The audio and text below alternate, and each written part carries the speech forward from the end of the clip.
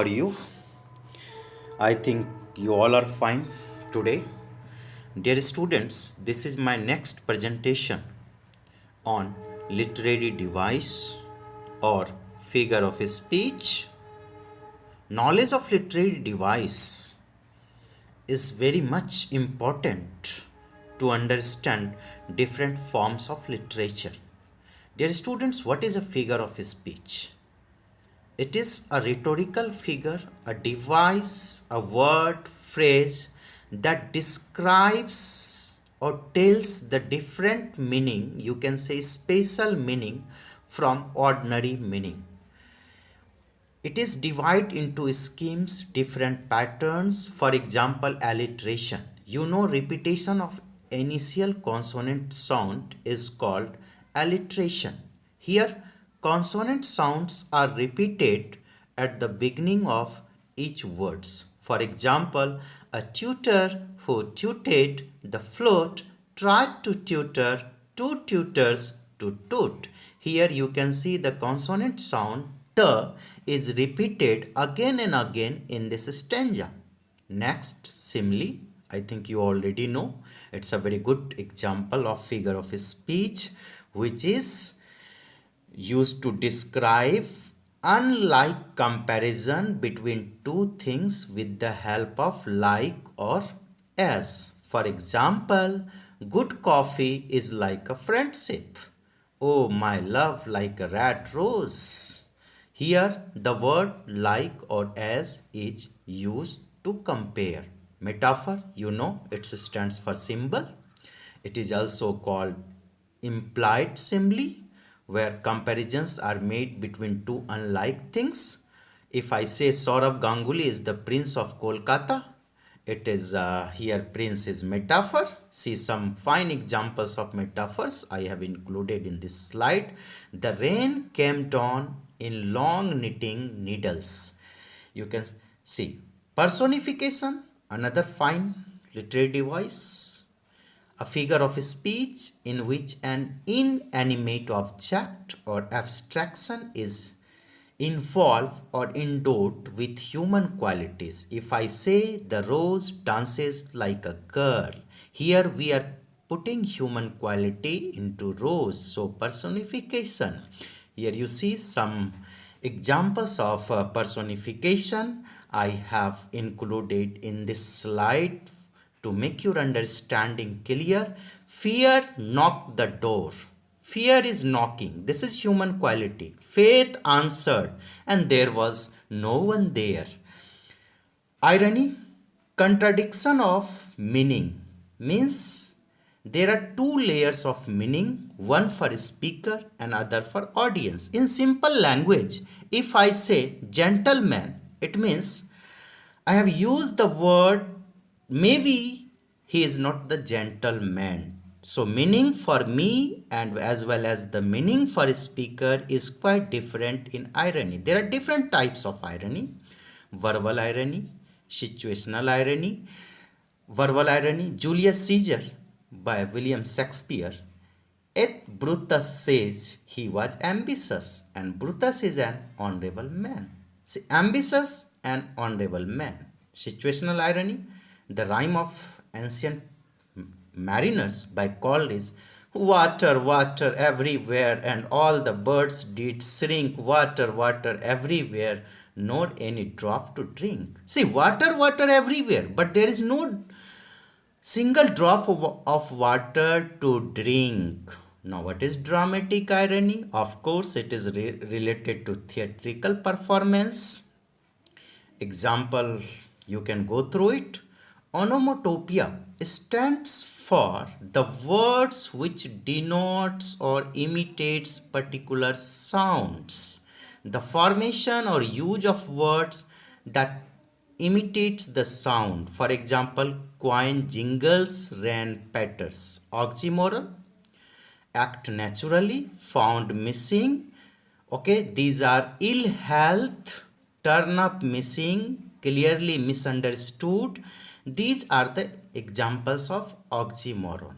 Okay, next, it is very common in today's language of speaking. Hyperbole, extravagant statement. Sometimes it is also known as overstatement. If I say William Wordsworth had a glimpse of 10,000 daffodils, this is an example of hyperbole.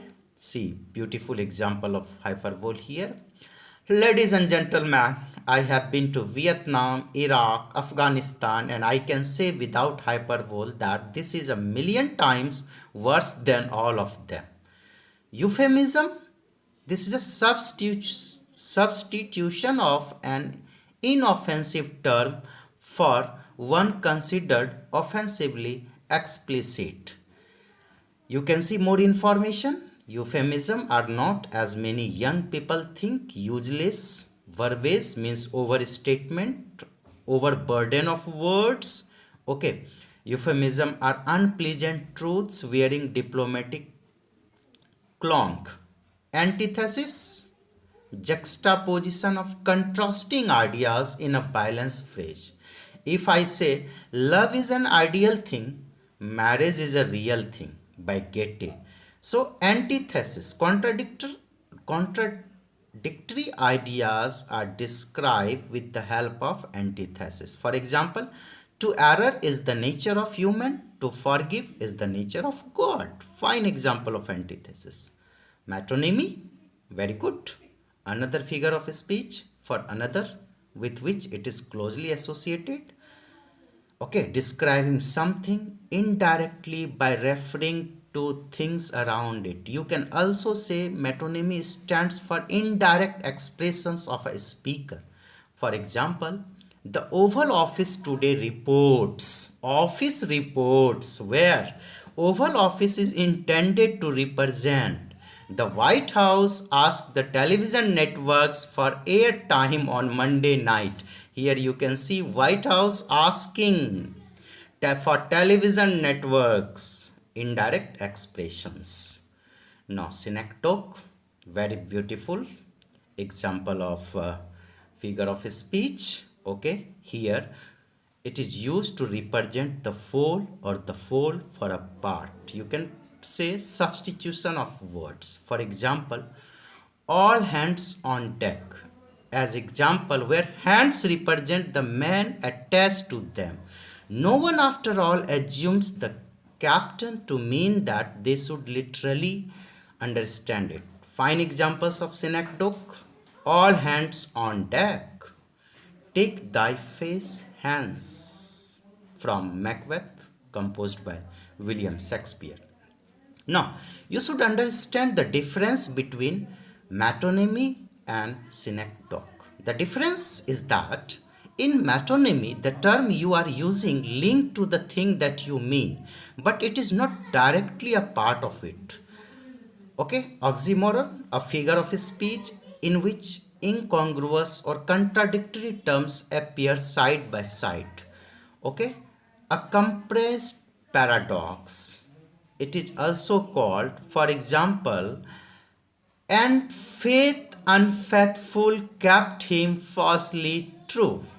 Okay, dark with excessive bright. Here see dark as well as bright. Antonyms used side by side. So this is the typical example of oxymoron. Faith, unfaithful. Two contradictory words are used. Faith and unfaithful. Okay, fine example. Paradox, a statement that appears to contradict itself. So paradox means contradictory statement.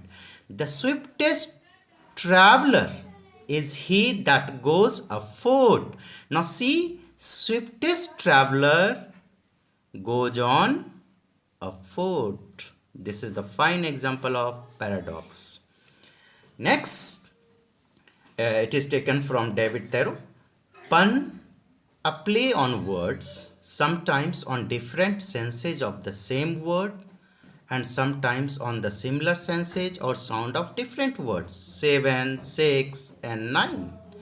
7, 6 and 9. Another important literary device is transferred epithet. consisting of an exchange within a statement between the epithets assigned to specific nouns. Also, okay, for example, the plowman homeward plods his weary way. Here, it is taken from Thomas Gray, elegy written in a country churchyard. Weary way is a transferred epithet. Happy morning, we used to call happy morning. Means mornings have no feelings, but the people who are awake through them do. On the idle hill of summer. So I think I have included all the important literary device which are required to know for the student of senior secondary classes. I think